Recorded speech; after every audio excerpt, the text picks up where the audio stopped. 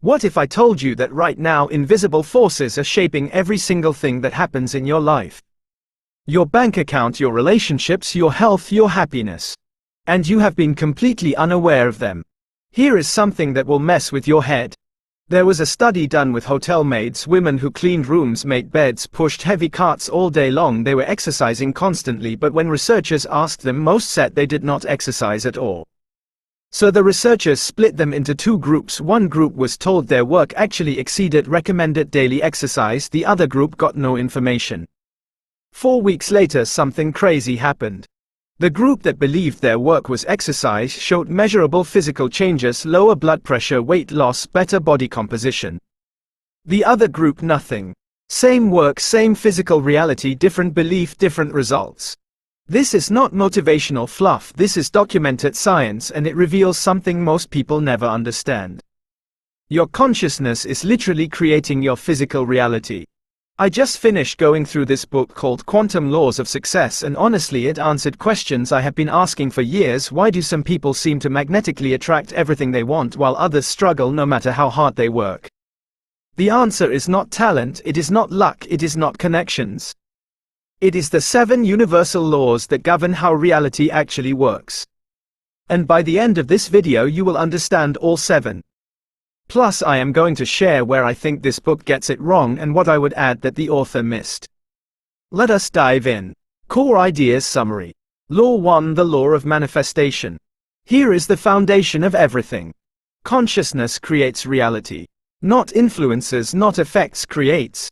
At the quantum level, particles exist in a state of pure potential until they are observed. Once observed, they collapse into a specific form. The observer literally shapes what becomes real. Now here is where it gets personal. You are an observer every moment of every day. What are you observing about yourself right now?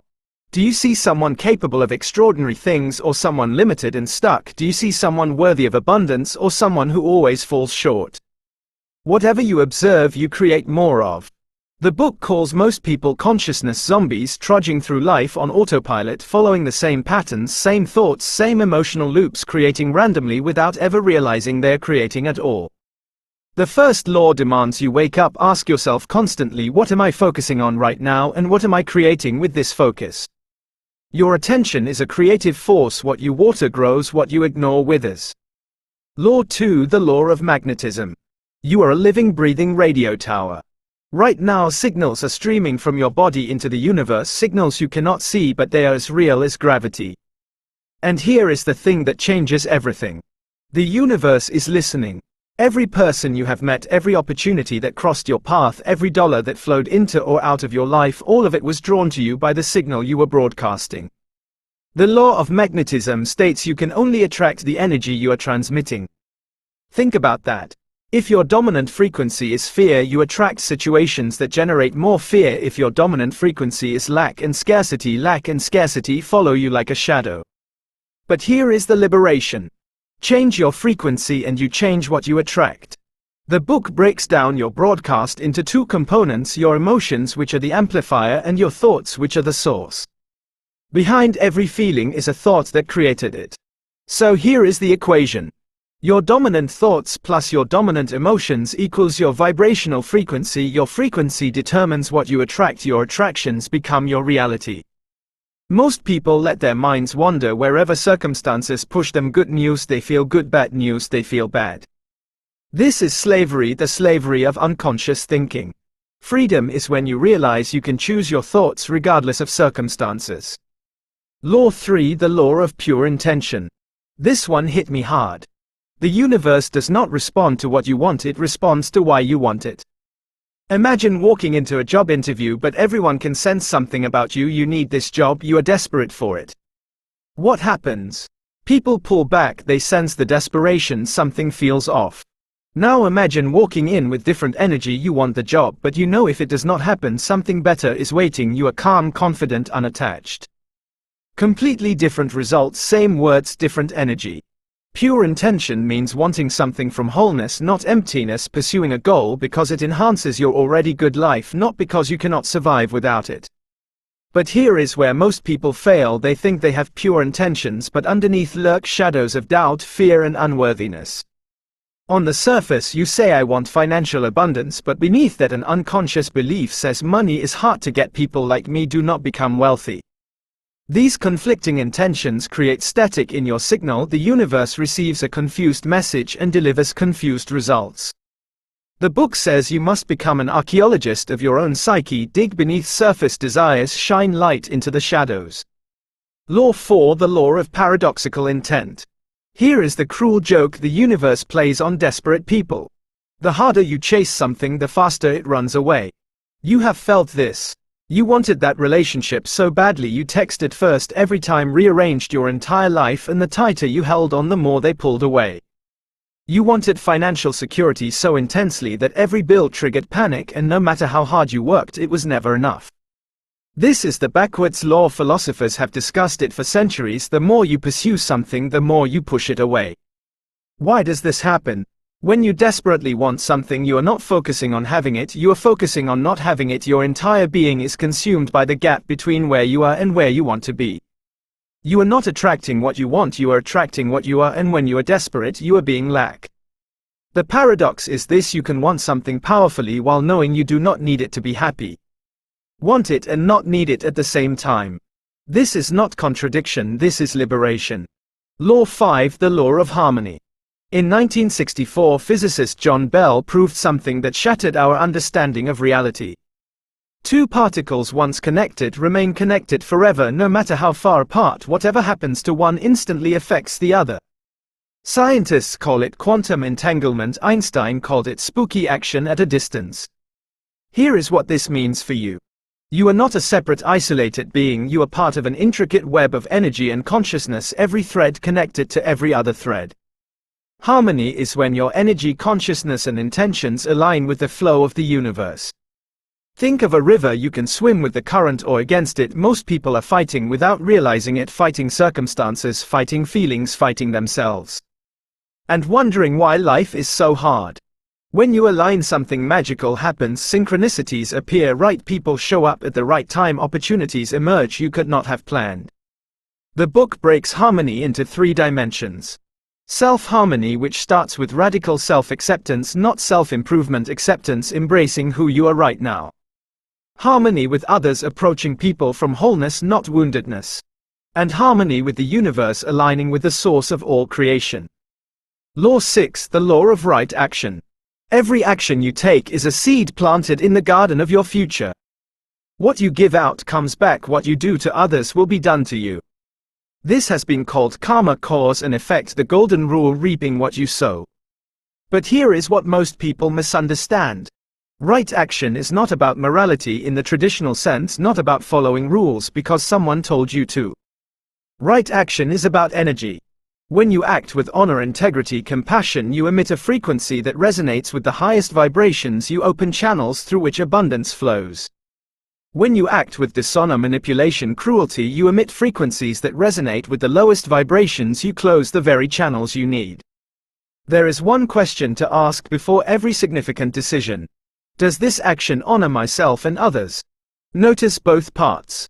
Some people sacrifice themselves completely for others. This is not right action, this is self-abandonment. Some people pursue success at any cost, stepping over everyone. This is exploitation. True right action honors both, creates value for yourself while creating value for others. Law 7, the law of expansive influence. This final law reveals something profound. Your energy does not stop at your skin, it radiates outward, touching everyone in your path. Energy is contagious. Have you walked into a room and immediately sensed something wrong even though nobody said anything negative? Have you spent time with a depressed person and felt heavy afterward even though your life was fine? Have you been around someone so joyful that your own mood lifted just by being near them? This is real energy transferring between people. Scientists discovered emotions spread through social networks like viruses. One person feeling happy increases the probability of their friends feeling happy. But it goes deeper. There are 2 great fields of consciousness operating in our world. The field of love, compassion, kindness, generosity, forgiveness, creation. The field of fear, hatred, judgment, greed, resentment, destruction. Every thought you think feeds one of these fields. Every action adds energy to love or fear. The field that receives more energy becomes more powerful in the world. This means your inner state is not just your business, it is the world is business. When you choose love over fear, even privately, you strengthen the field of love for all humanity. My personal take. Okay, here is where I need to be honest with you. I loved about 80% of this book, but there are things that bothered me. First, where I think the book oversimplifies. The book suggests that your external circumstances are entirely a reflection of your internal state, and while there is truth in that, it can become victim-blaming if taken too far. Someone born into poverty in a war-torn country is not manifesting their circumstances through negative thinking. There are systemic realities, there is generational trauma, there are forces larger than individual consciousness. I think the book needed more nuance here. Yes, your mindset matters enormously. Yes, these laws are real, but they operate within a context. The context matters too. Second, what the book missed that I think is crucial. Action. The book talks a lot about consciousness, energy, frequency, vibration, but I did not see enough emphasis on doing the work. You can have the purest intention, the highest vibration, the clearest vision, but if you do not take consistent action, nothing manifests. I have seen people use these concepts as an excuse for passivity. Oh, I am just working on my vibration. Meanwhile, they're not making calls, not building skills, not putting themselves out there. The universe responds to energy, yes, but it also responds to effort. Energy without action is just wishful thinking. Third, the exercise I would add that the book did not include. Every night before you sleep, write down 3 things. 1. What did I focus my consciousness on today? 2. What energy did I broadcast? 3. Did my actions honor myself and others? This takes 2 minutes, but it creates the self-awareness these laws require. You cannot change what you do not see. And finally, the hidden danger nobody talks about. These ideas can become another way to beat yourself up. Something bad happens, and instead of processing it, you think, what did I attract this? What is wrong with my vibration? This is spiritual bypassing, using these concepts to avoid feeling difficult emotions. The irony is that resistance to negative emotions creates more negative energy. Sometimes life is just hard, sometimes bad things happen, and the most powerful response is not analyzing your frequency, it is being present with what is. Action plan. Let me give you something practical. For the next 7 days, focus on 1 law each day. Day 1, conscious creation. Observe your thoughts, catch yourself focusing on what you do not want, redirect to what you do want. Day 2, magnetic awareness. Notice your emotional state, ask, what signal am I broadcasting? Choose differently. Day 3, examine intentions before every significant action. Ask, am I acting from love or fear, abundance or lack? Day 4, release attachment. Identify something you want desperately, practice wanting it without needing it. Day 5, cultivate harmony. Where are you out of alignment with yourself, others, the universe? Take 1 action to restore balance. Day 6, write action in every interaction. Ask, does this honor myself and others? Day 7, expand influence. Remember, your energy affects everyone. Choose love over fear in every thought, word, action. 7 days, 7 laws. This will teach you more than 7 months of reading. CLOSING. Here is my question for you. Which of these 7 laws do you struggle with most? Is it the desperate attachment of Law 4? Is it the self-harmony of Law 5? Is it the conflicting intentions of Law 3? Drop it in the comments. I read every single one and I will respond. And if this kind of deep dive into life-changing ideas is what you're looking for, hit subscribe. I break down 1 powerful book every week, always with my honest take on what works and what does not. Remember, you are not a passive observer of your life, you are the creator of it. The question is not whether you have this power. The question is, what will you do with it now that you know? I will see you in the next one.